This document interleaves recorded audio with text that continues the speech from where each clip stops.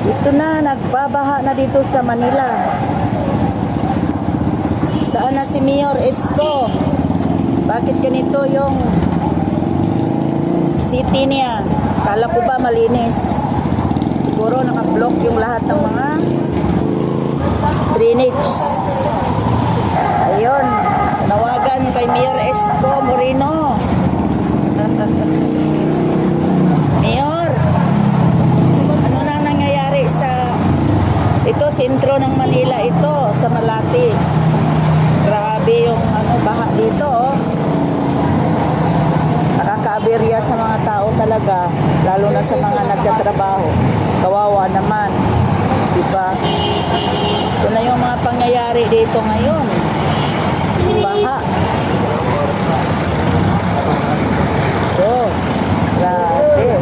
Ayun, naglulubugan na doon, oh. Maliit lang ang ulan pero bumabaha na. Isko Moreno, saan na yon si Isko Moreno, yung mayor ng Malate, Manila.